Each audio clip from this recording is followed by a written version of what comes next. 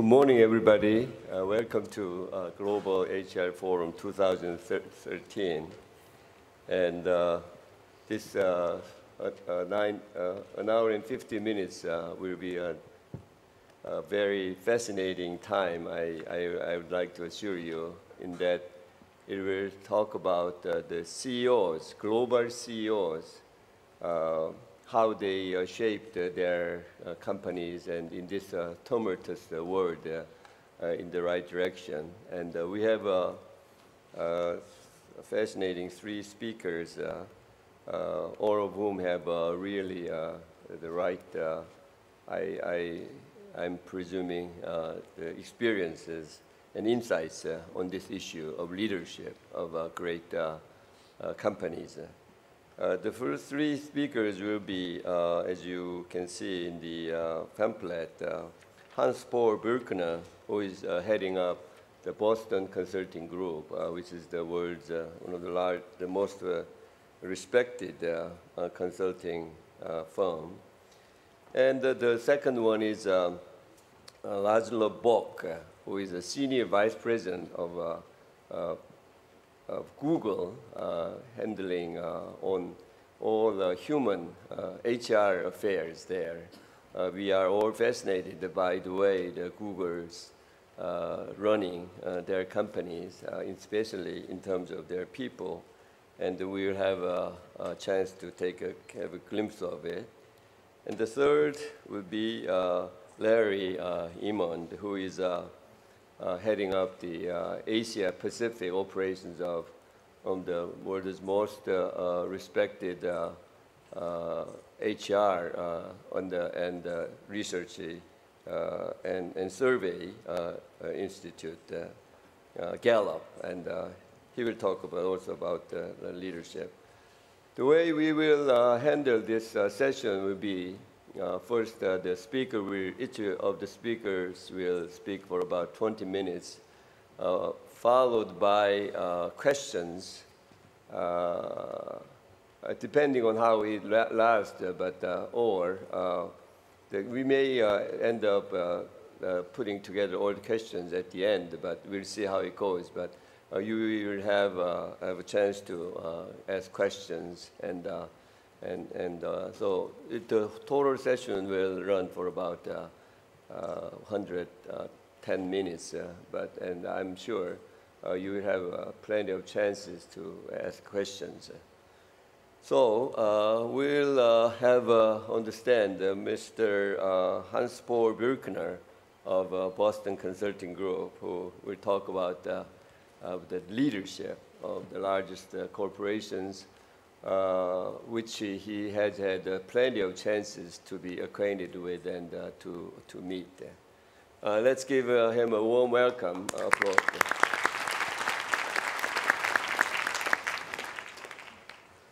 Good morning. A very warm welcome. It's a great pleasure to be with you today. And, you know, as Prime Minister Barak said yesterday evening over dinner, it's always interesting to be here in Seoul, in Korea, and it's interesting to see that, you know, you are so much more critical of what's going on in Korea, the economy, society, when from the far it looks, you know, like a great success story. Now, all great nations, all great institutions are indeed very self-critical, so it's very important indeed, of course, to continue to be self-critical while the performance is outstanding.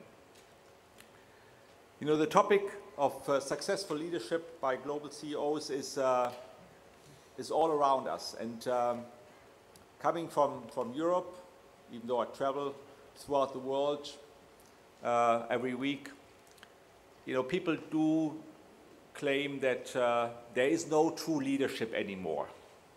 Everything was so much better in the past, not just in Europe, everywhere in the world. And of course, that's completely wrong. At all times, there are good leaders and not so good leaders. And there is not one recipe for success.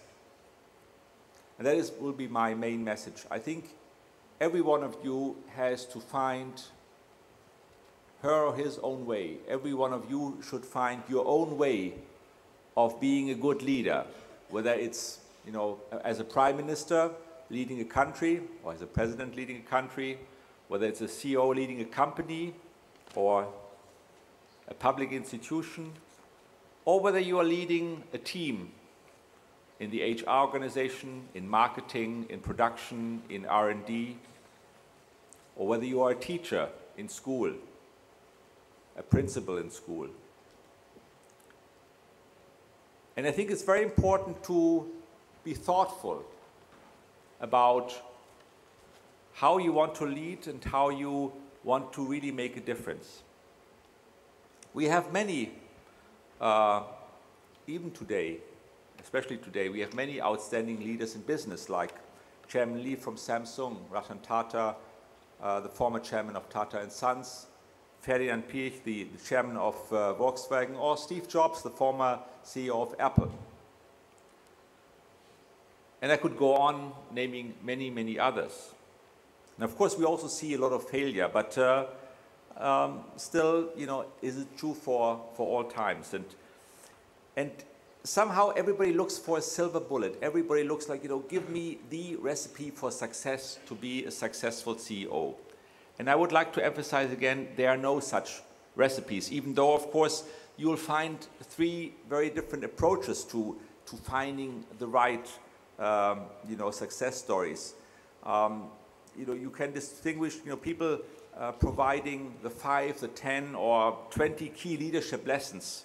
For example, by Colin Powell, the former Secretary of Defense, you know, who said, never neglect the details. At the same time, he said, great leaders are always great simplifiers. And then he also gave some quite dangerous advice, you know, perpetual optimism is a force multiplier.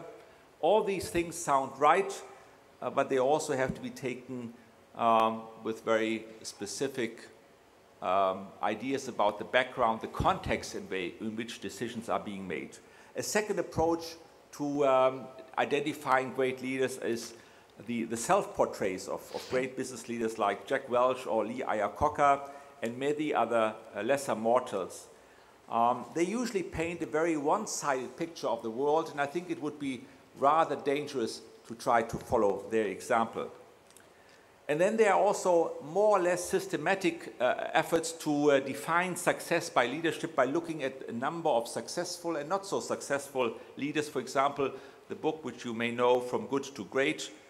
And of course, there's a sample bias in these books, and one can learn a lot, but also one has to be quite careful in not generalizing too much and not you know, generalizing just for yourself.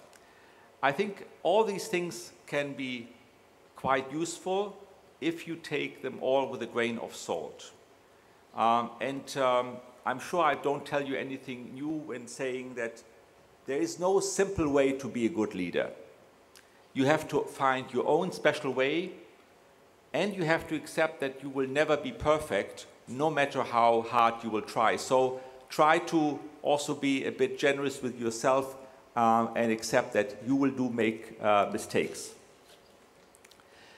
It's also quite obvious that good leadership depends on the environment in which you're working. What is right in one environment does not necessarily be right in another one. It depends very much on the situation you're in. In times of high growth, you know, it may be easier to be a leader than in times of stress and structural change, or the crisis that we experienced in 2008, 2009. And I'm emphasizing this point again and again, it depends a lot on yourself and trying to be yourself. I've seen a lot of people who try to copy somebody else. It was not themselves, and it shows, you know, if you are not yourself. So I think one needs to accept, you know, your capabilities, but also your constraints, so that you are then drawing the right conclusions for yourself and ultimately try to be yourself. What I would like today is to share some personal thoughts, some personal observations over you know, the 30 years I've been, you know, a consultant, but also leading BCG over the last decade. And, but these are very subjective point of views based on the experience over the last 30 years. And I would not say, you know, you have to follow these ideas to the last comma. Before I share those thoughts, let me also emphasize what leadership is not. Leadership is actually not about you. It's not about your status, it's not about your money, it's not about your fame. In an age when corporate culture is so much built around celebrity, there's so much emphasis on appearance rather than truth, spin rather than substance, being clever rather than being wise, about the individual rather than the team, which often leads to megalomania, to materialism, and to arrogance. So keep this in mind. It is not about you. It is actually really about others. It is about the people around you. You need to be able to empower, to enable others. And you are really... Yeah, it's fine. Yeah. And it's so important that you really think about how you make others more powerful, how you really bring out the best of people, how you mobilize them, how you motivate them. That's really the true sense of leadership. So I would like to dwell on a few points, and I would like to start with integrity. There is enormous pressure from all sides, from the market, from the competition, from internal stakeholders, unions, boards, from the government and the general public. And therefore, we've seen, not just during the crisis 2008, 2009, and all the revelations over the last few years in banking, the LIBOR crisis, the subprime mortgage crisis, the manipulations of exchange rates and so forth, we have seen a lot of greed and fraud.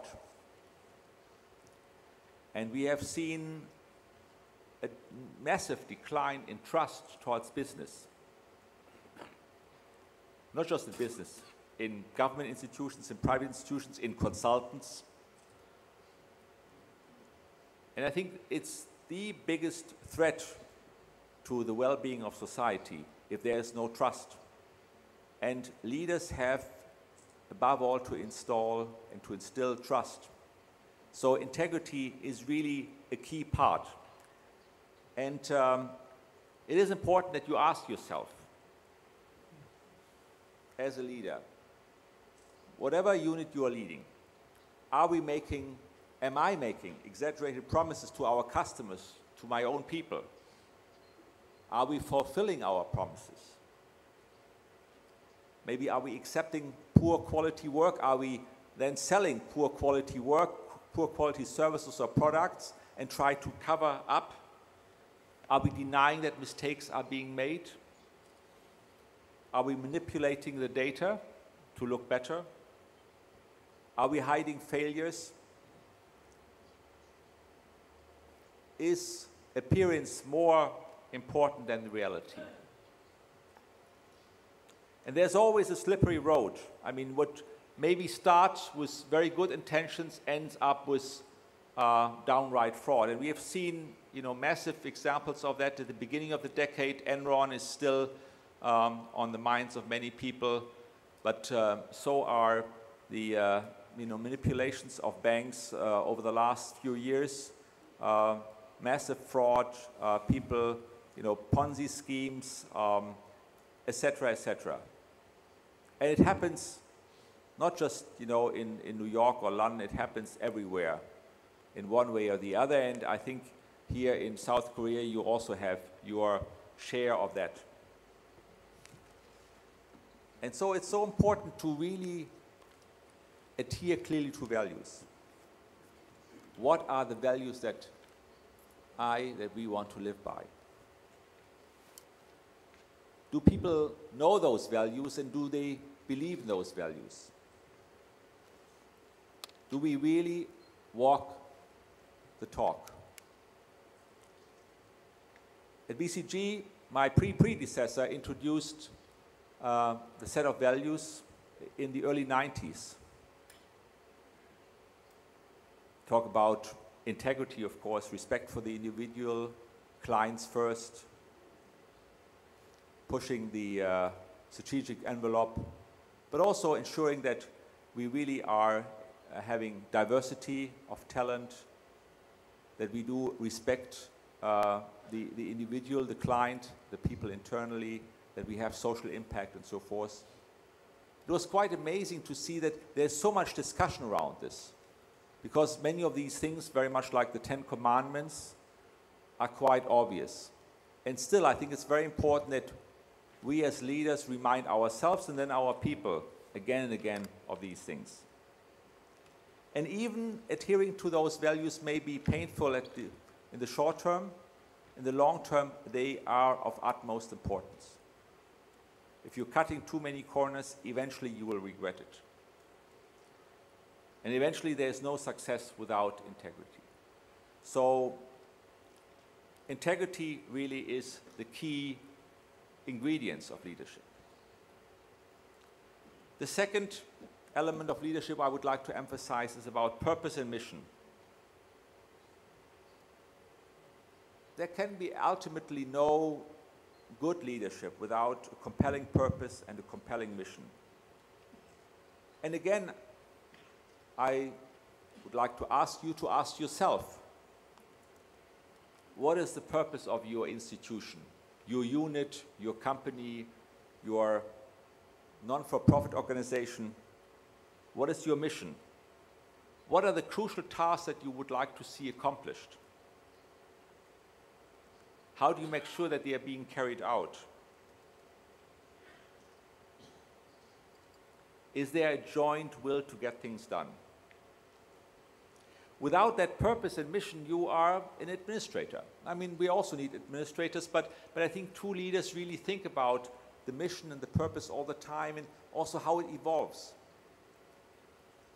Today, companies can no longer just say, you know, we are there to make a profit. I mean, certainly it's a necessary condition to survive, but it's not a sufficient condition. I think companies in the local society, but also in the global society, really have to deliver more to a broader set of stakeholders than they have ever had before. Right from the start, the founder of BCG, Bruce Henderson, said, we want to change the world. Now, it was quite presumptuous when he was on his own exactly 50 years ago. In '63, BCG was established, and he was really on his own. It's a bit presumptuous to say, I want to change the world. But the idea was to support clients in the private sector, in the non-for-profit sector, in the public sector, to address their most pressing problems, to help them transform themselves and to really adjust to the opportunities and the challenges in their environment, and to enable them to make change happen. And we have a saying, shaping the future together. And it's not just a tagline. It is more, it's a deep determination within BCG and within all our people, a conviction that we can really make a difference. And I think when we talk about the big companies here in Korea or across Asia, or even the small companies, they really all have a sense of purpose and mission. And they need to adhere to it, and they need to deliver on that. It's a promise that they have to make to themselves, to their people, and of course to the society in which they live.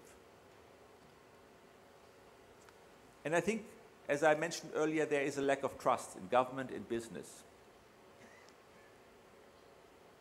So this purpose and mission are particularly important to really retain the trust, maybe to regain the trust and to build it again. And so I would like to emphasize that point as a critical part of keeping the society together. Business does not exist just for profitability, it exists to be an important member of society, and we all have to deliver on that promise. In a globalizing world, of course, you know, that becomes even more difficult, more complex, as there are also country-specific action that you need to take in different parts of the world. As you enter other Asian markets, Africa, Latin America, North America, of course, and Europe, you want to sell products and services, and you want to extract commodities.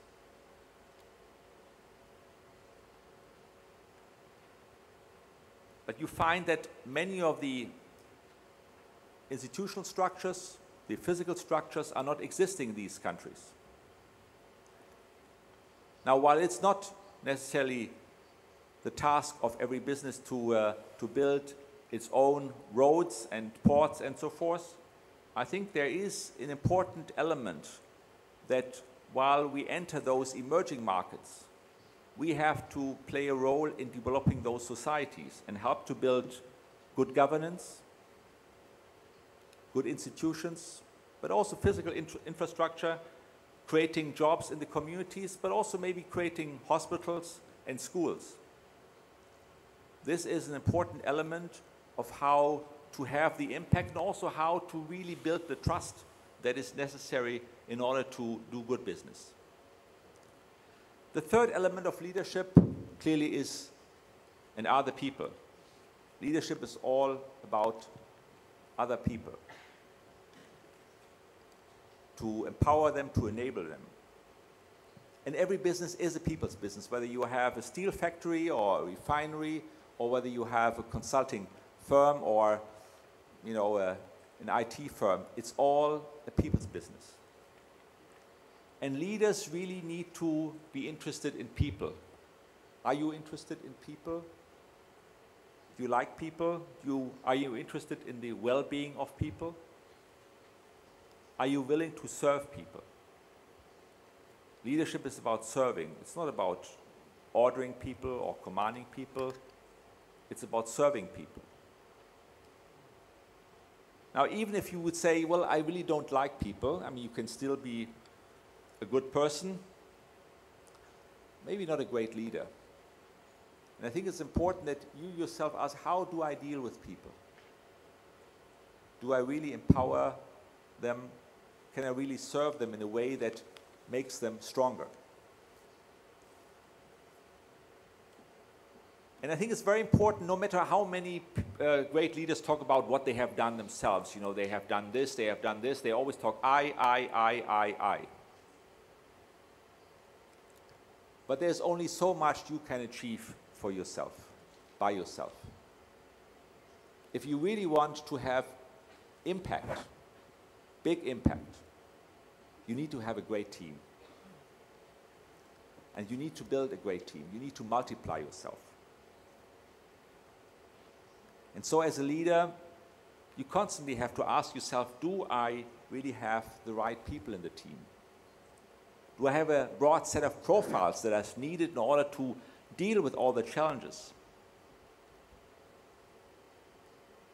Do I challenge my people to bring out the best? But do you also let yourself be challenged by your people, or do you want to have the yes-sayers all the time around you? Do you fear criticism? Do your people in your team really appreciate each other and respect each other? And how do you deal with those great talent that is difficult to integrate? Are you chucking them out because it's cumbersome, or do you really try to integrate them to make it work, even though initially it may be a bit challenging? In the end, it's always the team that succeeds. It's not yourself. You can only achieve so much. And when a Jack Welch or Lee Iacocca and others, you know, talk about I have achieved this, it's not true. They had a great team. Now, they obviously did also a good job in building a good team, but ultimately it's the team that succeeds. And I think that's true for every company. It's true for BCG in particular. Obviously, we always work in teams with our clients. And it's so important when the team is so critical that you put a lot of effort into attracting the right talent, retaining the talent, developing the talent. So what you find is that really good leaders spend a lot of time really thinking about people and working with people and thinking how to develop people. And if you say you have no time in your calendar to deal with people, to help them develop, then I think you need to think twice. Because there's nothing you can achieve by yourself alone, as I said before, but by multiplying yourself, by really inspiring others, by enabling others, I think you can really achieve a lot more. And so what is on my mind is a virtuous circle. You know, building a great team, which then has expanded or can expand the capabilities, the expertise, which means, you know, even bigger impact at clients, which of course, you know, leads to growth and opportunities for further enlarging the team. It's a very simple virtuous circle, but it's very important to keep this always in mind. Building a great team, building capabilities, expanding client footprint, the client impact, which of course leads to more opportunities for everybody. In a globalized world, in a multi-local world, I think it's very important to see that the team needs to be an international team. And if I would say, you know, that many companies, you know, still have, you know, German leadership or US leadership or Korean leadership, most companies actually don't have an international team. Many don't trust foreigners. When you look at, you know, the subsidiaries of Korean companies or German companies or US companies or French companies or Japanese companies for that matter, very often, you know, the key positions are held by people from their own country, but not from the locals. I think in a truly global firm, you need to have a truly global team. You need to bring people from different backgrounds, different cultures, and you have to nurture them now. Maybe not, and I read many years back, I read the Koreans are the only ones who make everybody look lazy. That is probably true. I heard that tomorrow you have the big exam and the students have been cramming for that for 15 years or more. And maybe nobody works harder than the Koreans do, than you do. But if you are not able to accept in your teams foreigners, if you always think that the others are not doing quite as well as you do, you will have a hard time to really build a truly global footprint. And you will miss opportunities that you should not miss. So I think it's very important to fully exploit the potential by really engaging a truly global team and building it step by step. And it takes years, there's no question about it. But you need to start, now. Ideally, of course, you should have started 10 years ago, but better starting now than wait another 10 years. Mr. Buchner, I'm sorry to interrupt, but time consideration. 2 more minutes. Okay. 2 more minutes. Mm-hmm. So, on the future, clearly, leadership is about building the future. Are you really looking at the opportunities and the challenges that lie ahead? And are you making them happen? I think it's very important to focus on the future. Let me jump a bit ahead. I think it's very important to be persistent. Many people have great ideas, great visions, but then nothing happens. I think it's so important that you really are making sure that things get done, and great leaders really push very hard to ensure that things get done. And finally, you need to communicate. I mean, you don't need to be a charismatic leader, but if you never say what you want, and if you never talk to your people, and people don't know what you have in mind, then I think you will miss lots of opportunities. You need to walk the talk, as I said before. So, in conclusion,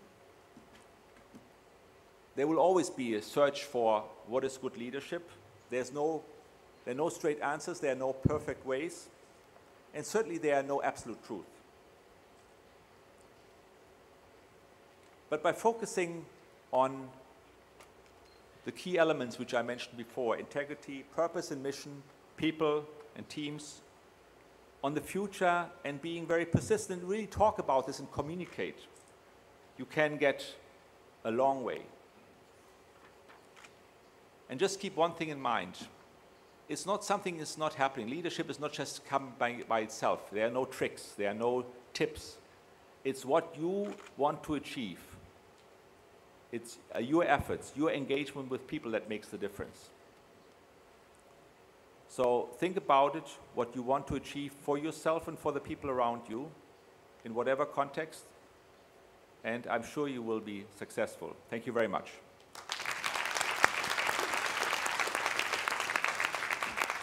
Thank you very much, Mr. Buchner.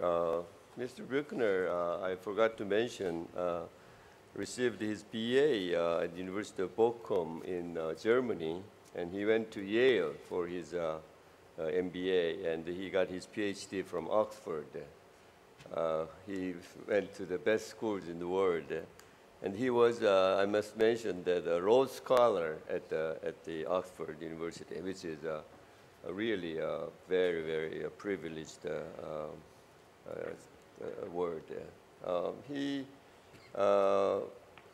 worked at the BCZ since 1991, and he served as president before he became chairman about 10 years ago. He also published books on many significant issues.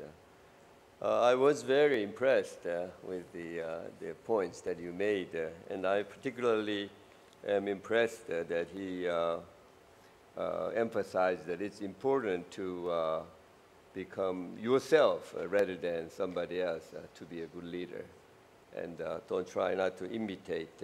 And he emphasized the integrity, which instills trust and the compelling purpose and mission.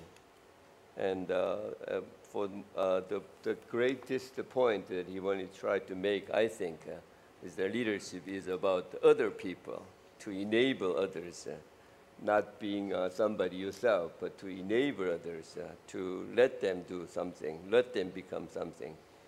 And in particular, his point on the diversity, that we need to have different people in the team, which is, I think, very relevant point to Koreans, where around the globe. I think his experience as chairman of BCZ, with his scholastic experience and achievements built over 30 years, I think has made, enabled him to really come up with unique and very insightful points for us today. Since the time is running out, I think we would go to the next speaker, and then at the end of the third speaker, we'll take questions. The next speaker is Mr. Azio Buck, who is Senior Vice President of the famous company Google. And Mr. Buck worked before he joined Google at General Electric, at GE, as we all know. He held various leadership positions, especially at GE Capital. And before GE, he worked at another very famous company, a competitor of BCG, which is McKinsey, and as a consultant. And he went to Panoma College. This is the college where the Drucker. It is. Peter Drucker. Panoma College is well known for Peter Drucker serving as a senior professor. And he is serving presently on the board of trustees of the Panama College, which is his home, the school, the college that he went to. And he also received his MBA from Yale. 2 Yalees today, MBA. And as we all know, Google, let me just give you a few remarks on what kind of company Google is. Google has been recognized over 100 times in the last 5 years as an exceptional employer, including being named as the #1 company to work for in the whole United States, and the most desirable employer for undergraduates, college graduates, and MBAs, and the #1 diversity employer overall. I mean, it employs all kinds of ethnic, background people, and also the underprivileged, the physical disability, Asian, Native, Hawaiian, Pacific, all kinds of different people. And the best women company for women in technology, and many other things. And he is in charge of the entire people issue at the company. So I'm sure he has a lot to tell us today on the leadership. Let's greet him with a big applause.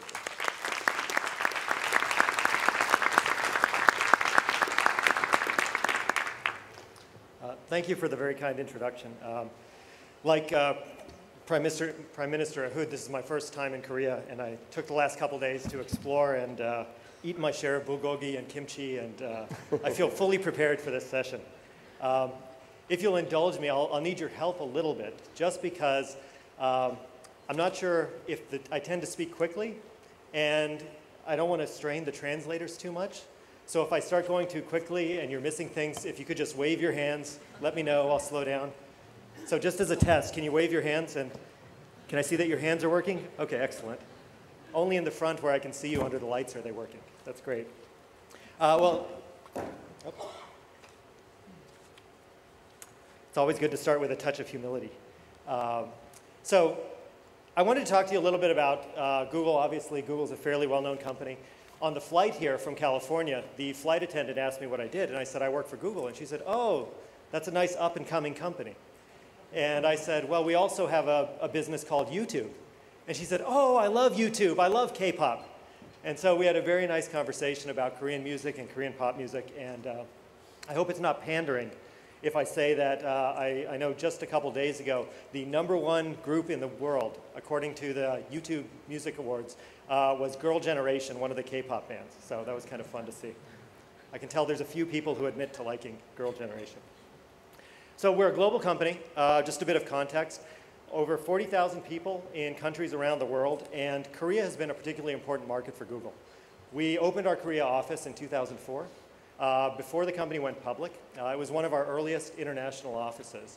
And we felt it was important to be in Korea because the Korean market is ahead of the rest of the world in terms of use of mobile technology as well as online gaming. And there's a tremendous amount that we have to learn, we have learned, and we have still to learn. Your users are some of the most sophisticated, cleverest people in the world, and you've got terrific engineers building great products. In the past year, our chairman, Eric Schmidt, our CEO, Larry Page, our head of sales, Nikesh Arora, our head of Android, Sundar Pichai, have all come to visit and met with various folks in the government to see what we could do to partner better and to bring more of Korea's culture to the world. One of the interesting things about Google is, in many countries around the world, people use our products a lot. And you can see on this slide, every day there's billions of searches done. There's over 4 billion hours of YouTube watched every single month. And again, I have to say that the first YouTube video and performer to reach 1 billion views, so 1 billion people watched it, was Psy for his video for Gangnam Style. He's now hit over 1.8 billion likes. So if you think about that, right, that's like, 20% of the world liking Psy. It's mind-blowing to have that reach. But with it carries responsibility. One of the things we feel is that Google, like every other place, is a company run by people, and we make mistakes, and we try to learn from them, and we try to be humble in that.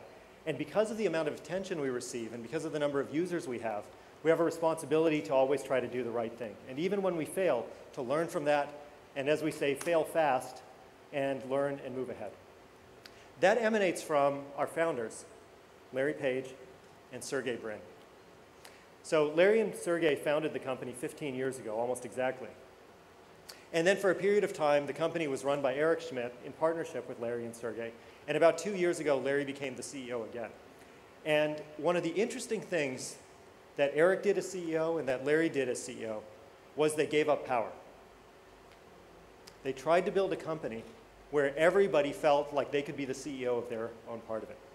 And so I want to talk to you a little bit today, briefly, about how and why we do that. Since it's an HR conference, I'll talk a little bit about recruiting, since that's a popular topic, and then close with sort of where we think we're going. So 15 years ago, this was the entire company. This is our second office, and what's great, what I love about this is most of these people are still at the company 15 years later. Some of them have gone on to be CEOs. You can see on the top right, Marissa Mayer, who's now CEO of Yahoo, which is terrific and great for that company. But many of the other folks on the bottom left is Susan Wojcicki, who was hired to do marketing, who actually owned the garage Google started in and now runs all our advertising and commerce efforts for the company.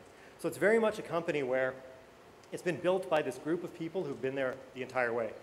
So how do we do that? So in the founder's letter announcing our initial public offering, Sergey wrote it, and he wrote that we're not a conventional company, we don't intend to become one. And one of the key things they did was try to identify what will actually attract the most interesting, curious, talented people around the planet. Because I think there's a bit of a bigger issue at stake. As my colleague talked about, there's many models of leadership. But what I would contend is that there's a certain style of leadership which attracts the most talented people on the planet. Because the most talented people on the planet want to shape their own destinies. They want to learn, they want to try things, they want to create, and they don't want to wait 20 or 30 or 40 years to do it. And so we've tried to build a company that attracts those kinds of people. And my contention, my argument to you, is that lots of ways to run a business. But over time, over decades, the most successful companies will be the ones that can attract the people who want to have the most freedom, who want to have the most impact. So how do we do that at Google? Our culture is rooted in four, really. This is an image of internet traffic. We sort of, we see what happens with users. Each color is a country. The height of the spike indicates the volume of usage. And it's just an illustration to back up what our mission is. Google's mission has nothing to do with making money. If you look at our mission statement and compare it to other technology companies, they talk about helping customers. They talk about market share. Ours does not. Our mission statement talks about organizing the world's information and making it useful and accessible to everybody. And what's beautiful about that is, first of all, it attracts a certain kind of person who wants to be involved with something that is more than just making profit. And there's nothing wrong with making profit, right? Profit pays my salary, right? Profit buys me lunch. It puts a roof over my children's house. But there's a segment of people who want to have more impact than that. And just as Prime Minister Barack was saying, a mission, meaning, is much more motivating than just a corporate goal. And so we try to imbue that in the company. We focus on transparency as the second core element of our culture. And by that we mean, when you join Google, you have access to virtually all the information about what's going on in the company. If you're an engineer, you get access on day one to over 99% of our engineering code describing how all our software is written, which is kind of amazing. This is secret, incredibly proprietary, incredibly important stuff that's the key to our future success. And if we lost it, it would be a real problem for us. And yet, we trust everyone with it. And the reason we trust people with it is because we start from an assumption that people are fundamentally good. And Larry and Sergey and Eric have always assumed that people are good. And if you believe people are good, you have to treat them that way. And if people are good, you of course would be open and honest with them. You of course would share information. You of course would let them speak up in meetings, right? And so we've tried to run the company in that way. Every week we have a meeting, an all-hands meeting. Everyone in the company is invited.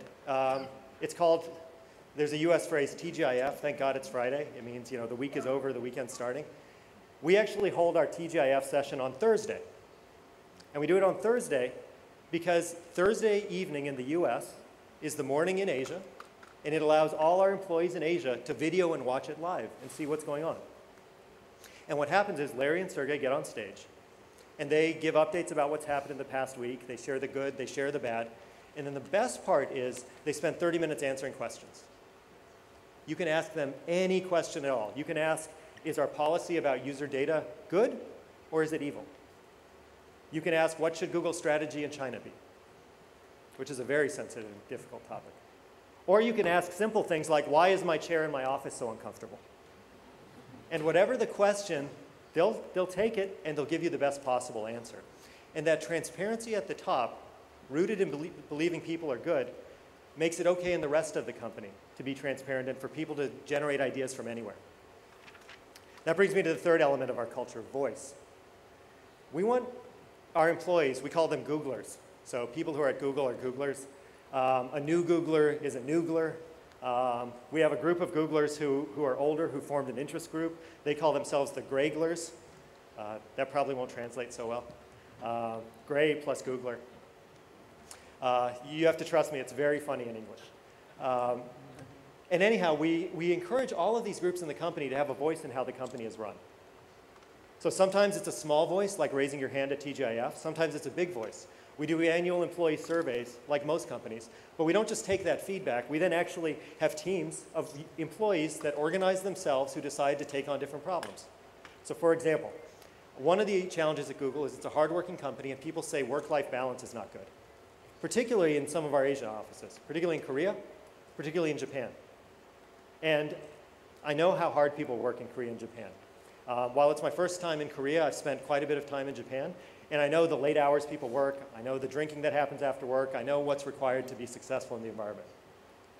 And our Googlers said, we're just tired, right? We're working hard. We're getting things done. But somehow in America, you work hard and get things done.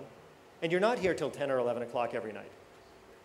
And so one of the things we're doing in response to that is our office in Korea said, why don't we bring in people to teach us meditation and mindfulness and how to better balance work life. And so we're testing that and piloting it, but it's been driven by the office. Another thing we did was we created something called Take Your Parents to Work Day. And the idea is most parents have no idea what their children do for a living. And I don't mean 20-year-old children. We had people who were 45, 50 years old bringing in their parents who were grandparents and great-grandparents who said, finally, I understand what you do for a living. And it cost nothing. And it came from a Googler in New York City who said, wouldn't it be great if my mom actually knew what I was doing? And we just hosted it in Korea about a month or two ago, and it was fantastic. We had dozens and dozens of parents come into the office and learn how things actually work. So giving people that voice in the company flows from believing they're good, because not only do you treat them right and give them information, but you also actually give them a voice in shaping how the organization works. And then the last thing is we believe in fun.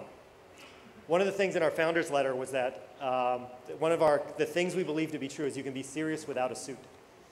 And the photo of Eric Schmidt with Sai was when Eric was visiting the Korea office about a year ago, and Sai dropped by, and you could see one of them is a slightly better dancer than the other. But the idea is you can play at work, and it's okay. The photo next to it is just a photo from the office. It looks like it's some cabinets. You can see, I think that might be a laptop there or a monitor. That's someone's desk. And we let people express themselves in the office because, again, it creates an environment where more ideas come. And the underlying thing that makes this all happen is CEOs who are willing to let people be themselves and who are not afraid to be challenged and who actually welcome it. And at the end of the day, when decisions have to be made, decisions have to be made. And when we have to execute, we perform. But along the way, we find that innovation comes from this mix of ideas and this rich debate that happens all along the way. And the way to unlock that is through a mission, through being transparent, through giving people some voice in how the company works and runs. I'll skip around a little bit, but hiring I thought I'd touch on because I'll show you the data. We get over 2.5 million unique applications to work at Google every year. We hire a few thousand people. It is, if you do the math, more than 50 times harder to get hired by Google than it is to get into Yale University, which I mentioned just for the benefit of myself and my colleague.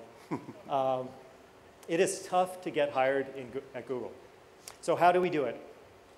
And this is for the benefit of those of you who work in the HR field. We have hiring committees that look beyond GPAs and exam scores. What we have found when we've done our analysis, we have looked at test scores, we've looked at GPAs, and we have looked at what school somebody went to. Was it an elite institution or was it average? And what we have found is that that information about your test scores is very helpful in predicting how you do for your first 2 years of your career. But after that, it makes no difference at all. And if you think about it, in a way that makes sense.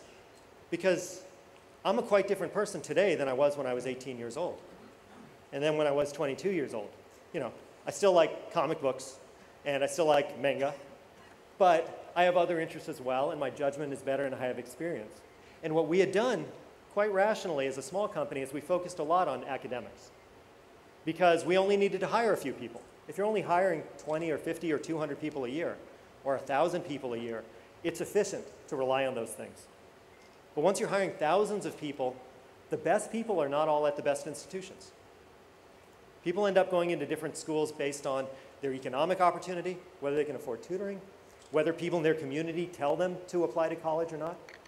And so we try to look past that because talent is distributed equally across every race, across every gender, across every country, I believe. And we don't want to miss out on that talent. And because of our mission, they call us back. So what do we do instead? I'll just touch briefly on this, and in the Q&A I could talk to it if there's interest, but we hire by committee.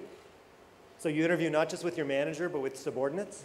They all write feedback, and that feedback goes to a separate group that does not have an interest in that job, and they assess the feedback, and then eventually that feedback goes through some of our senior executives, and then it goes to Larry Page, who makes the final decision on our hires.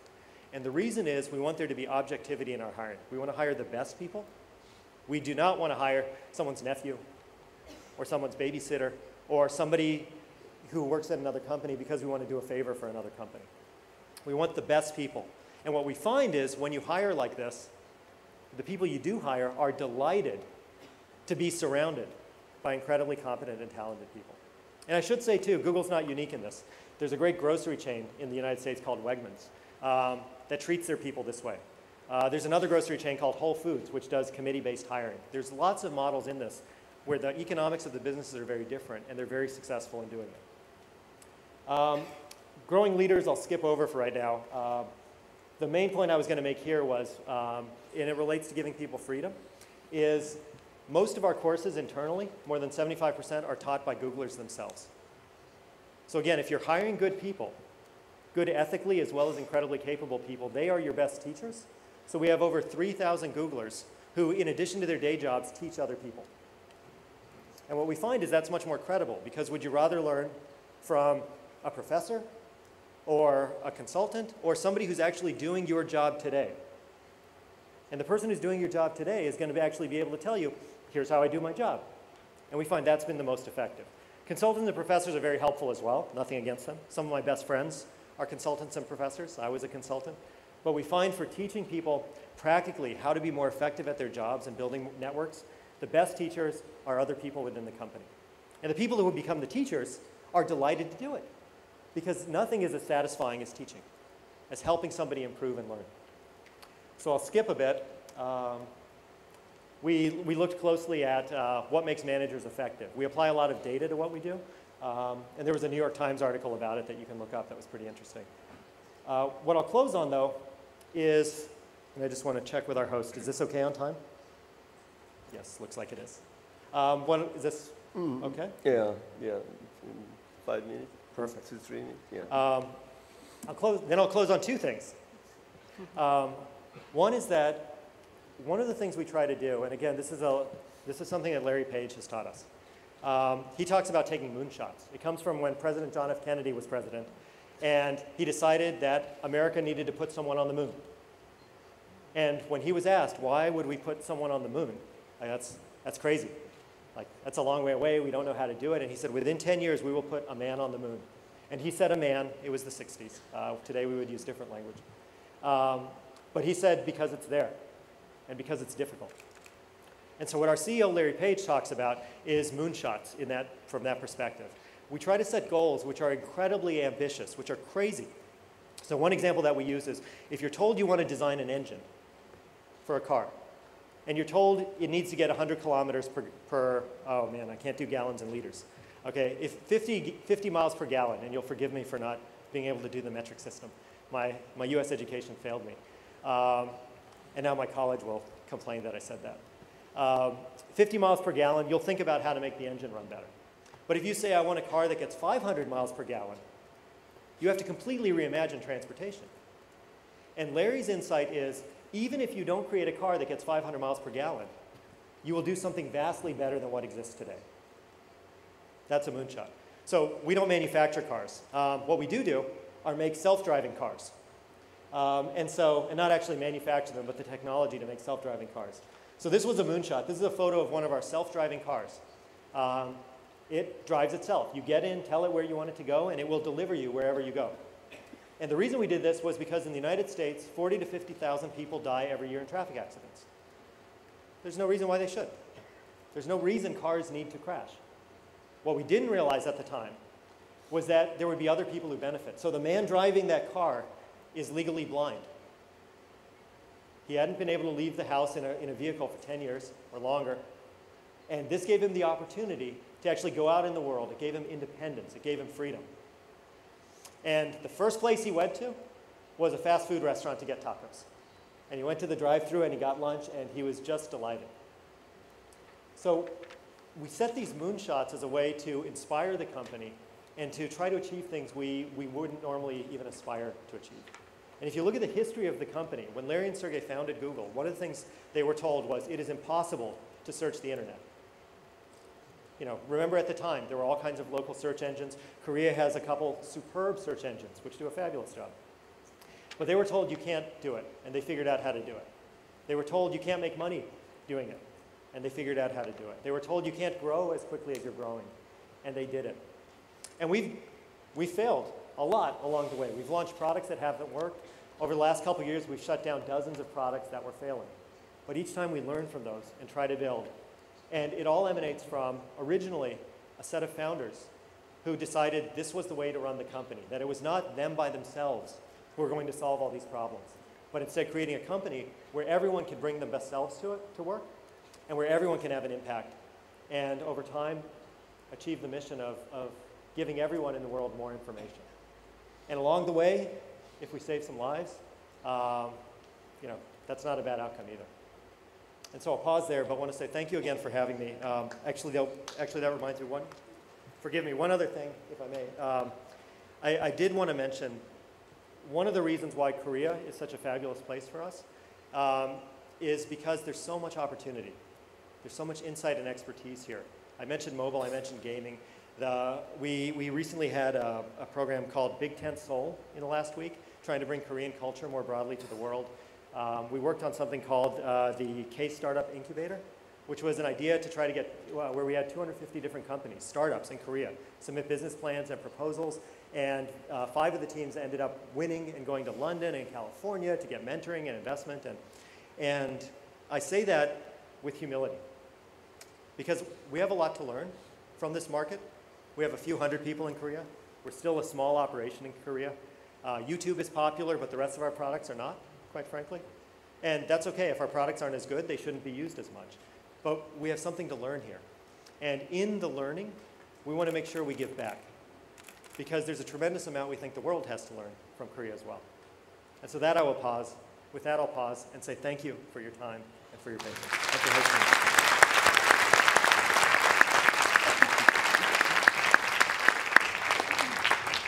Well, Mr. Bok, your story about Google is really one of the most fascinating stories about a company where unique leadership style seems to have really worked very well. He, agreed with Mr. Buchner that there is no silver bullet for leadership, but he certainly believes, said that there is a style of leadership And these four words really so well depicted what kind of company Google is. And it's really, I've heard quite a bit, and actually I heard a lecture on Google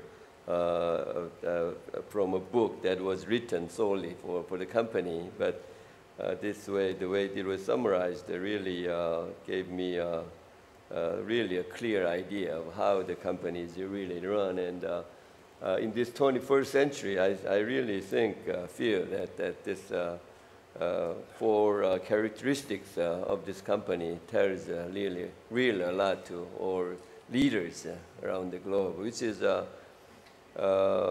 which characteristics are very, very different from all other conventional characteristics we see from leaders, especially in the Orient.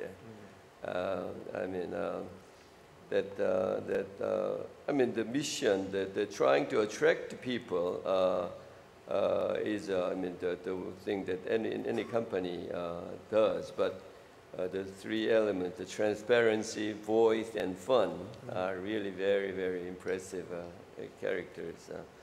I was particularly impressed that Google people believe that people are fundamentally good. That belief really gave a lot of different practices, unconventional practices, it seems like, in the company. And the fact that they all have voices, it is very fun. And also, fun should be that much of a big deal in a company. It's also a very interesting thing to hear. And the CEO's leadership style, I summarized in one sentence, I think is that the CEOs of Google are those who are willing to let people be themselves. And it's somewhat in line with what Mr. Buchner said about the being yourself as a leader. And the fact that those with good scores and good credentials, good college graduate, diplomas, are only good for just 2 years. Well, they're not bad after 2 years. They're still good. That's very, very really illuminating lesson to all employers. And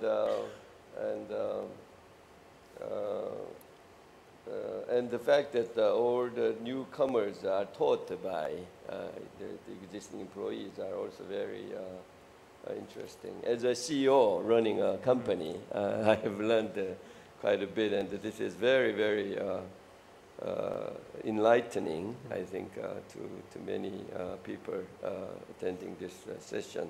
Well, and if I may, the trick is Google took a long time to get this way. Mm-hmm. It's a lot to take on all at once, but what we've seen is when companies try small pieces of it. Some companies don't have, I talked to a company that was a manufacturing firm, and they didn't have a suggestion box. I said, I have a suggestion box. And they tried it, and people said, this is great. And then I said, well, and each quarter, give $1,000 to the employees to decide what they want to do with it.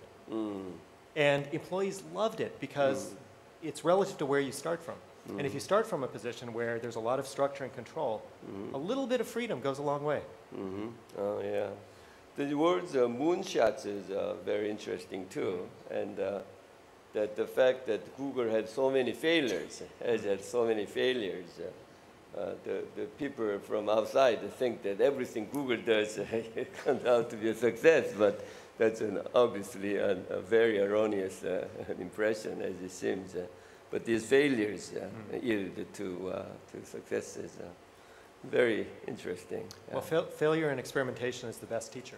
Right. And we sort of say, if you never fail, you're not setting your goals ambitiously enough. Right. And the important thing, again, as the prior speaker said, as long as it's not a foolish mistake, and as long as it's not an issue of integrity, as long as you learn from it, that's important. It makes you stronger. Right. Okay, so much for Mr. Bogo about Google. And now our next speaker will be Larry Emmond, who is heading up the Gallup's East Asian operations. Mr. Imond received his bachelor's degree in international affairs and Asian studies from the San Diego State University in California. And he started his career in Gallup in 1992. And he worked actually quite a long time in Japan, where he worked for Japan Management Association Research Institute. And he set up operations in Tokyo. And he also worked Shanghai, Hong Kong, and Singapore, and built quite a bit of understanding and insight on the Asian culture and operations. So I think he has a lot to add to already very insightful observations. Let's applaud him with a big hand.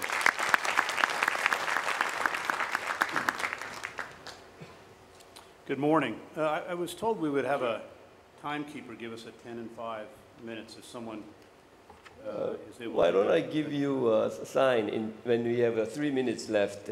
Would that be all right? 5 minutes? Okay. I'm really excited to be here. A little personal story that I'll start with.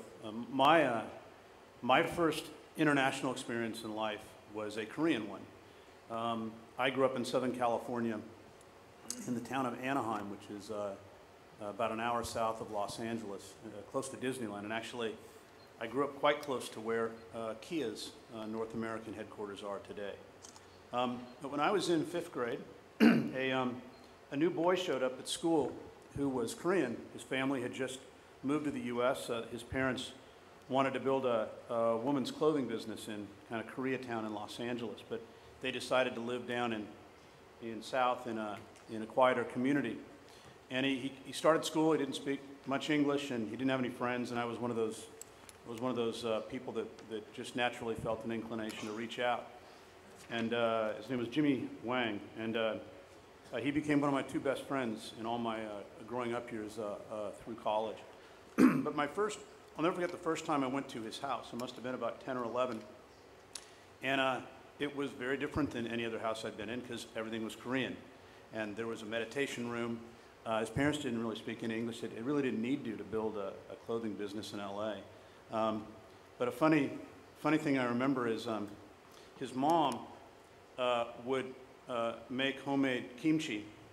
And in the backyard, she would always have 5 or 6 jars, in the sun, right? Well, they had a pool back there, and we would, me and Jimmy and other friends would have a lot of rambunctious activity out there, and inevitably, every once in a while, we'd accidentally break one of those bottles of kimchi. And I learned how angry a Korean mother can be when we would do that. But it was definitely, that experience was the original experience that got me interested in Asia. Now, I ended up studying a lot of Asian history, Japanese, Chinese, and I think I had 1 course in Korean history. I chose at the time in the mid-1980s to make Japanese my language, which at that time seemed like a really good idea. But it's been fascinating for me to watch Korea. I came to Seoul for the first time in, I believe, 1989, so almost 25 years ago. But just watching Korean companies become more global, I watched in my lifetime, the image of the Korean automobile as what the Japanese automobile was maybe 20 years prior, a kind of lower quality, lower priced option. And now, of course, that is not the case anymore. In fact, I see many of my friends trading their BMWs for Hyundais or Kias because it's the same quality and it makes them look smart. Obviously, it's no longer Apple and Samsung, it's Apple and Samsung. And I could go on with LG and everybody else, and it's been a fascinating world. But I'm going to challenge you a little bit today and say, for all the success that Korean companies have had with building great brands and great products worldwide, I would challenge all of you in the room, especially that are in HR, that you have a lot of work to do in the way we're managing people. Now, a big area of work for us around the world is in employee engagement.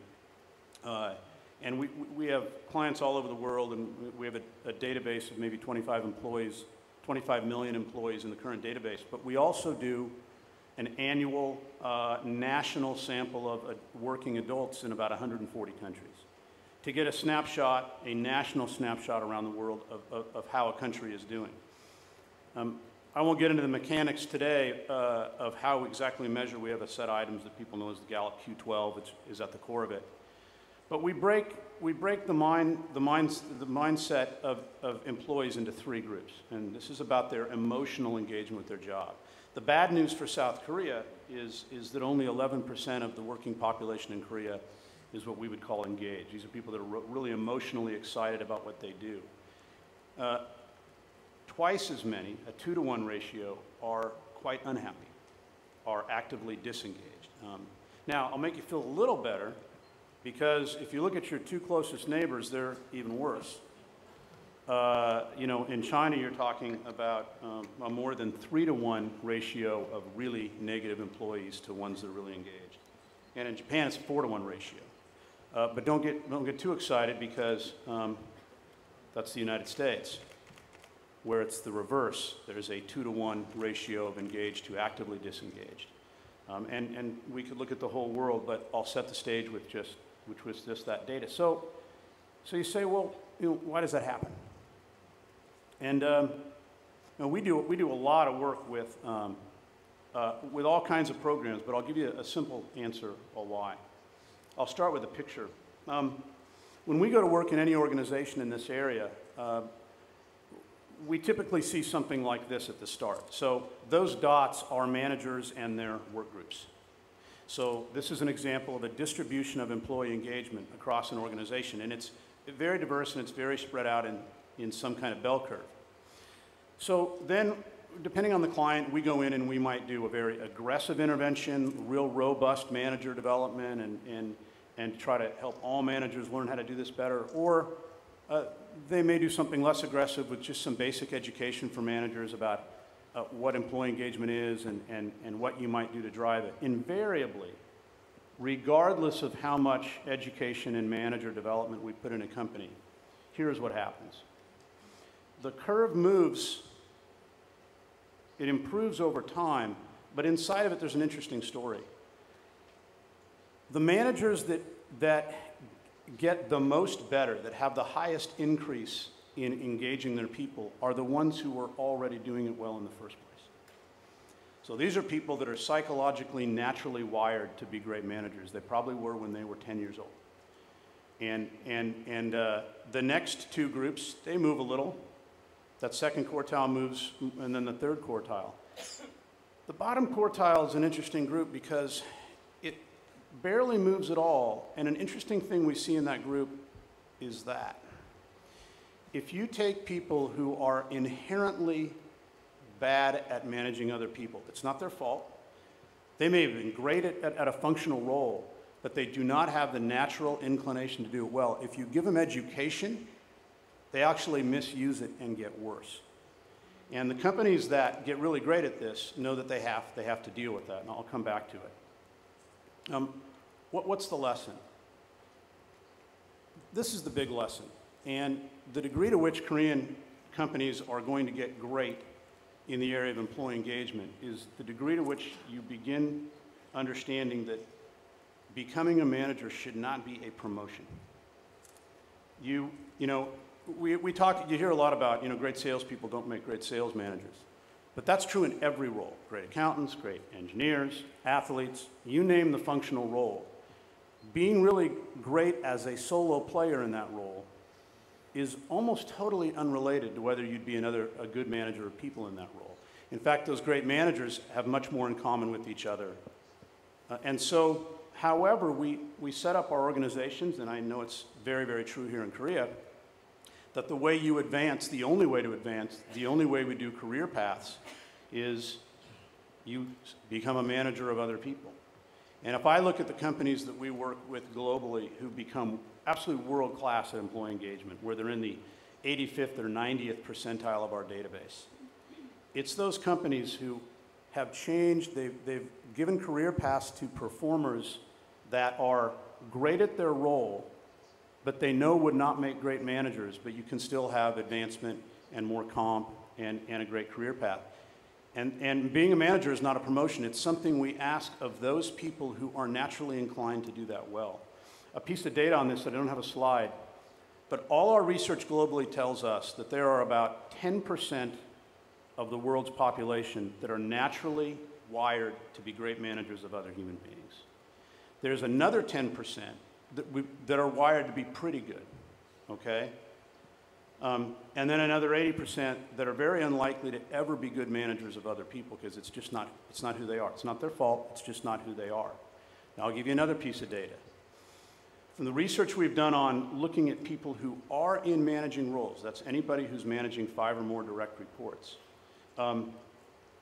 our research says that only about 18% of the people currently in those roles are in that group that are naturally wired to do it well. So we have a mismatch. And one of the things that happens in companies is great managers, they tend to hire other people who, in addition to all their other talents, also have manager instincts, because they sense those, they know it'll contribute to the team. So you get these clusters and organizations of work groups and divisions that are loaded with managers, with manager talent, but are not widespread across the company, and other patches in the company that have almost no raw manager talent at all. And your job as HR professionals is to change that game. I'll just say this, that can't be fun. It can't be fun to be in that group. And we know it's not, because when we go into our clients and they decide to really deal with that bottom quartile, people who stay in it over several measurement periods, when you sit down and talk to those people, the majority of them don't even want to be managers. And they'd love to be out of that job. They know they're failing at it. They know they were great in their last job. They'd like to go back to their last job. And you've got to create an organizational culture where that is possible. I'm going to transition to make some comments about leadership. And I really appreciate both of you saying something that we know from all our research, and that is that there is no prototype. There is no one way to do it. I'm just going to make this point. The way we define managers and leaders is that a manager's job, when you're acting as a manager, and a lot of people are both managers and leaders, your manager role is the lens of the productivity engagement of the people that report to you. When you move on to being a leader, you still have to remember you have a job as a manager, but your lens broadens to the impact on a broader constituency. We did some research about 5 years ago on what does a great leadership look like. Again, no prototype. But we did some research, we realized that nobody had run research around the world on what followers want. So forget about leaders pontificating about why they think they're great leaders. So we did a big study around the world, including here in Korea, where we asked people to put in their mind the leader they most respect. And then just to free word give us all the adjectives, all the words they can think of that describe that leader. And the 4 things that people most want in a leader, and you touched on a couple of them, both of you did. First, they want compassion. They want to believe that that person would really care about them as a person. Even if I don't get to know them personally, I'd like to believe that they would care about me and my family and my career.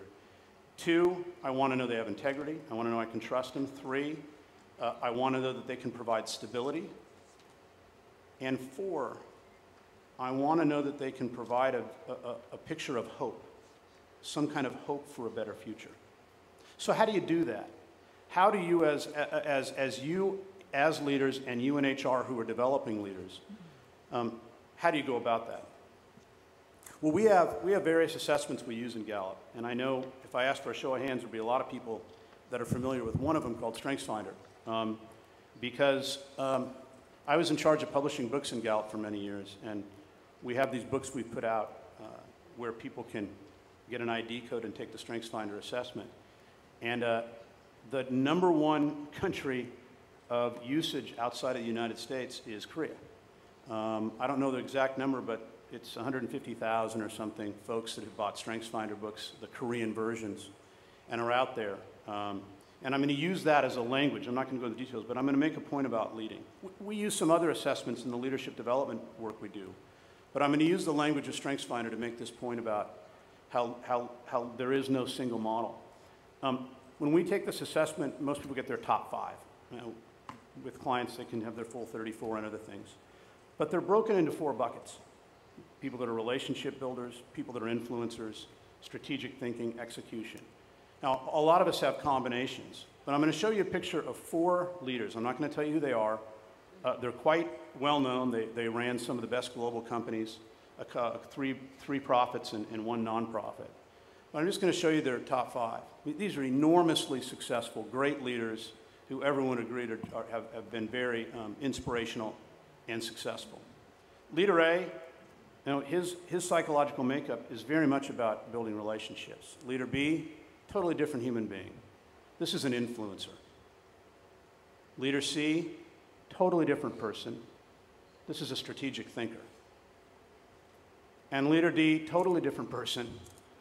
This is an executor. Now, one of the mistakes we make with competency programs is we sit around and say, hey, let's think of all our great leaders. So, you know, yeah, that one is, you know, like some of those things with leader A, and then, yeah, but, you know, then there's that other leader that's got these things, and then you build a kind of profile of all the things you want people to be. But the flaw in the mathematics is, wait a second, none of our great leaders were all those things. There are only a couple of those things. And what we would argue you do, however you do it, is to, in the same thing that my 2 colleagues said, that there's no singular method to great leadership. The best thing you can do for your leaders, for your managers, for everybody, is find a way to give them self-awareness of who they are and make it okay for them to develop their career entirely around those natural strengths. If leader A tried to get it done like leader C, it would be a failure. If leader D tried to get it done like leader B, you'd have a failure. They were enormously successful because all of them figured out who they were, and they learned to build a career around that. Now, I'm going to close with a few thoughts, some thoughts about teams. And Hans Paul, you talked about the balance on teams, and I'm going to use this same language to illustrate a point. Again, we do it some different ways. But let's say you take a leadership team, whether it's the senior executive team, or whether it is, you know, any level 2, level 3, regional, business units, whatever. What great teams are is a mix of these different types of people. To use, again, the simple language, you know, it's great when you have a mix of people who are executors, who are influencers, who are relationship builders, and who are strategic thinkers. This team here, which is a real team, you know, across the board, they have this nice mix where they're either excellent or very good in each area. Now, what happens when maybe this person takes another job and this person retires, right? All of a sudden, the team changes, and we're suddenly not as good at relationship building and a little less good at executing. And one of the things we try to teach our clients is when you look at succession and you look at how you choose your leaders of the future, you have to take in consideration of this balance, whether it's using this kind of language or using another kind of language, but make sure that the language is going after people's natural personalities as opposed to things like skill, you know, education and background, because while those are important, they are not the things that we know to make really well-rounded teams. Larry, yeah, 5 minutes. Yeah, I'm there. So, going back to the first slide, I would urge everybody in this room to really own the fact that for all the great progress we have had with Korean organizations, we are not where we need to be in the way we engage our people. I can tell you in all the data, one of the reasons is that there is a strong belief among a lot of employees in Korea that they don't have the opportunity to do what like Google does, which is really let you be who you are and really let you have a career path that plays to your unique strengths.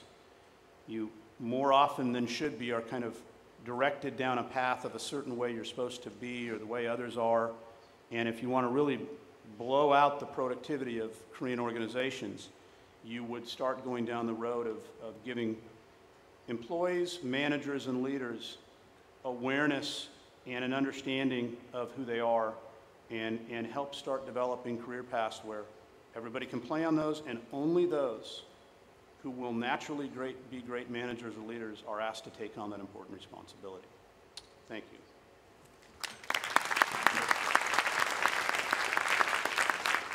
Thank you very much, Larry. It was a very insightful speech. I mean, we really, I think, were led to open up our eyes in looking at people and what in terms of. Actually, I must take this opportunity to introduce Gallup a bit. Gallup is world's one of the most leading, the best known companies, consulting companies in the areas of hiring, development, and leadership, and succession, and in strategies to drive employees and customer engagement. And he showed us a glimpse of how you basically decide who should lead or succeed who in a succession situation in a company, and deciding on what kind of leaders you choose would make the future very different. I mean, for any company. So I think since we are running out of time, I wouldn't go at length, but really I think he has helped us to look at this leader in terms of in a scientific way, rather than just as a person, that we are born with certain talents, and we are born with certain types of characteristics or characters. So we have to recognize that and take advantage of the knowledge in choosing our leaders in our organizations. Okay, so much for the presentation, and now the floor is open for questions. And we have about, I think, 13 minutes for the questions. So anybody who has questions, please don't hesitate to take advantage of this opportunity. Okay. Somebody, the microphone, please.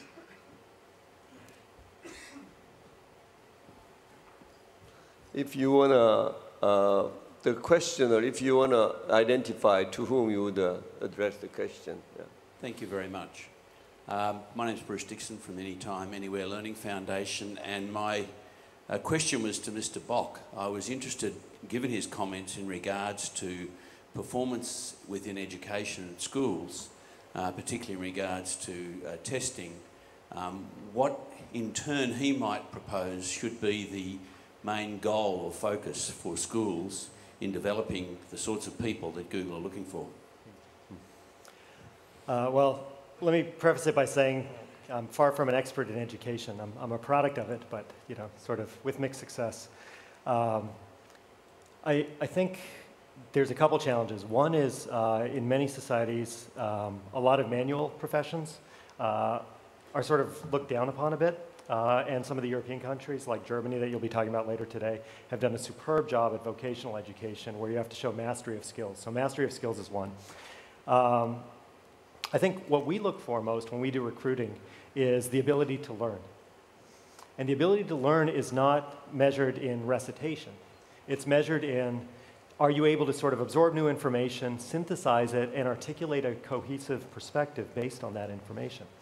And one of the things that I think is a struggle for education, I mean, education, you have to deal with literally billions of people you're trying to educate each year, right? It's a mass system, is finding a way to make sure that people are not just learning the facts at hand, but learning sort of the scientific method, learning computational thinking, learning how to ask questions. And importantly, I think learning how to sometimes challenge authority. A lot of institutions, even ones I attended, had issues where there's professors who want their answer rather than an exploration of answers. And sometimes that's perfectly appropriate. But if that's all you have, if all you do is teach to a test, I think you're less likely to develop the skill set that a company like Google would need. Okay, good. Anybody else? Yeah, please.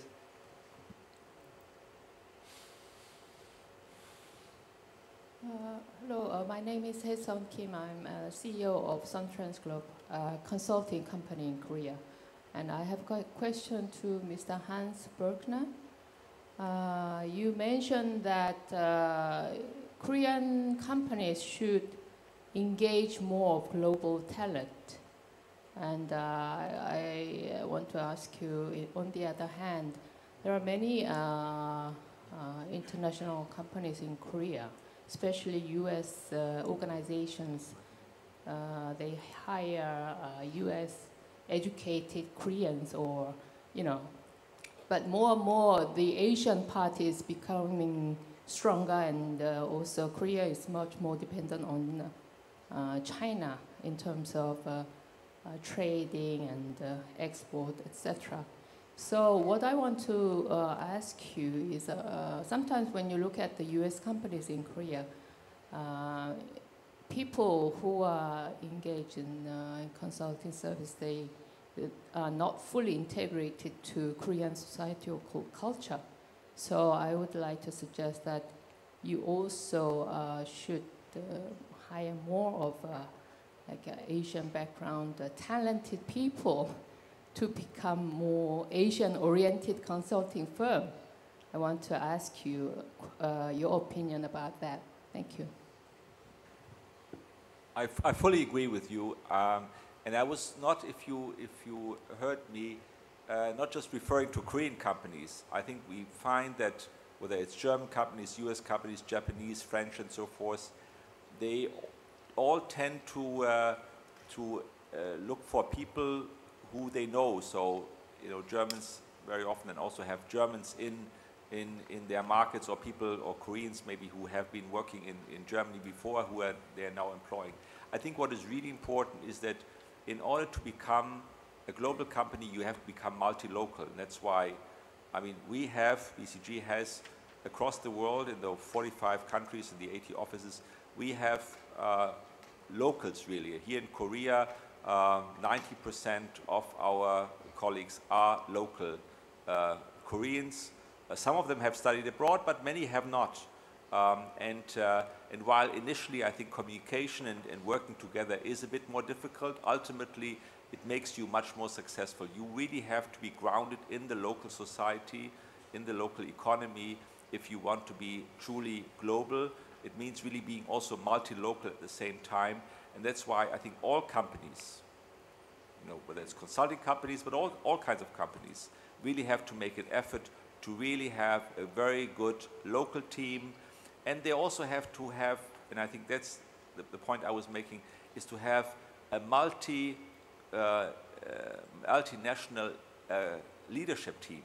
People who have, you know, grown up in Korea, people who have grown up in India or in Africa, who bring a very different perspective. If you have, you know, a Chinese who has been brought up in the US, educated there, worked all his life or her life there, you know, you don't get a Chinese perspective. The same is true. I mean, if you have Koreans who have been growing up in the US, they cannot bring a Korean perspective. So I think it's quite important that you really integrate those many nationalities who bring different perspectives.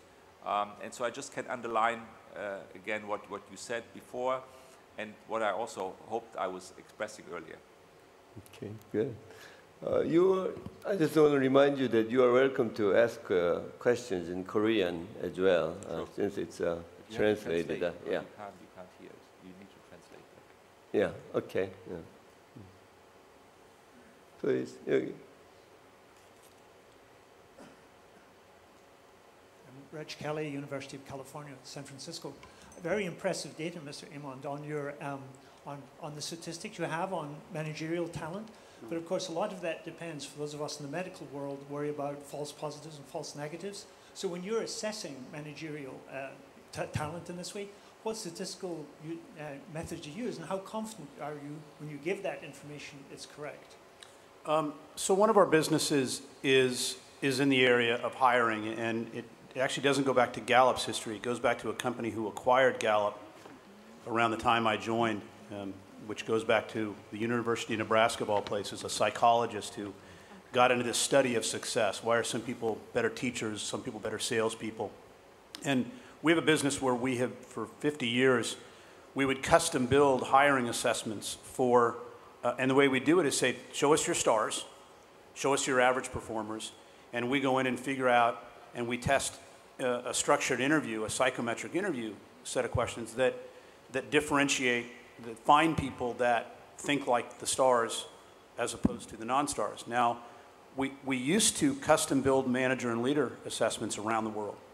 And about a decade ago, we started noticing something, which was that when it comes to managing and leading, the personality traits that make people really good at that are very universal. And we actually stopped, and again, we built them by studying people that have been great at that job. What is it that makes them a little different in the way they think? So when we build those things, of course, not only do we have to make sure they're predictive, we have to make sure that they don't have bias in them for gender and race and all those things. And if you're interested, you know, talk to me after. We have a lot of academic papers about the rigor behind, you know, how you build those kind of assessments. It's interesting. It's an area that's exploding right now. I was just reading an article, I think in the Wall Street Journal, that it's already a $1 billion industry now, is those kind of psychometric assessments. And that's just going to get a lot bigger because everyone's realized what Mr. Bach said, which is that there's very little correlation between cognition is definitely a predictor of success, but it doesn't differentiate things like great managers and leaders and things like that. So it's going to explode as part of the whole big data explosion. Very interesting. If I may chime in here. Quite honestly, I think, you know, saying there are 18% people with natural leadership traits, and I, you know, don't want to be too critical, but I think we have the tendency of trying to put people into boxes, you know, and that's, of course, your effort. And I think I've seen over the years people with very different capabilities being good leaders or not so good leaders. And very often when people say, you know, we have been also doing these tests internally, sometimes for fun, sometimes seriously, in the leadership team, and it, you know, it looks all, you know, so easy and so nice, but actually when you find out in certain contexts, certain situations, certain countries, some people who look great in terms of all their traits, you know, actually were failing miserably. So of course you could say, you know, the test was wrong, or you could say, you know, maybe we haven't applied them correctly. But I do really wonder whether it's a bit too easy to put people in those boxes. It's a very interesting comment that I think we would all agree that we have to be careful to categorize too easily. But I think Mr. Imon's point is I would think that we should at least know that there is that kind of scientific approach as well as other. You know, a lot of it is about improving your batting average. One thing I'll say about our leadership assessments, to use the false positive, is in our leadership work, if the assessment says someone is likely to be a great leader, it's right about 75% of the time. Oh. About 25% of the time, the person ends up not being a successful leader for other reasons. However, when the assessment says that a person is very unlikely to be a great leader, the false positive is only about 1% of the time in our many years of work. So it's not a perfect science, but it improves your chances greatly. Okay. One more question.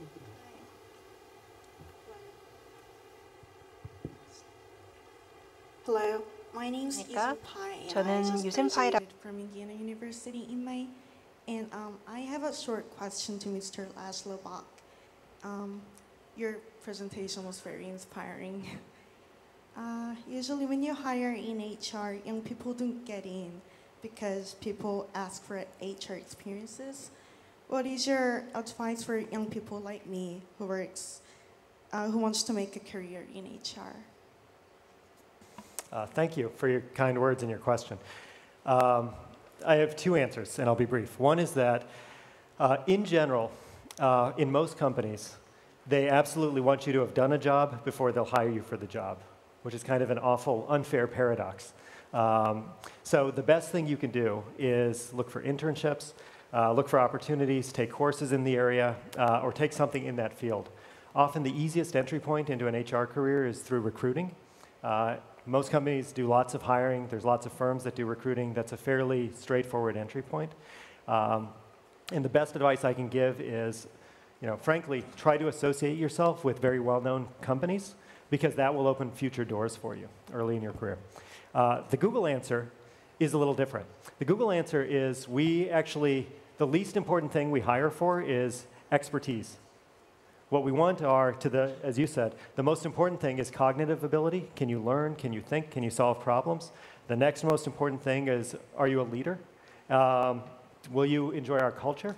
Will you understand and be comfortable in the ambiguity? And the least important thing is HR experience. And so, in fact, in people operations, only 1/3 of the people we hire actually have any HR experience at all.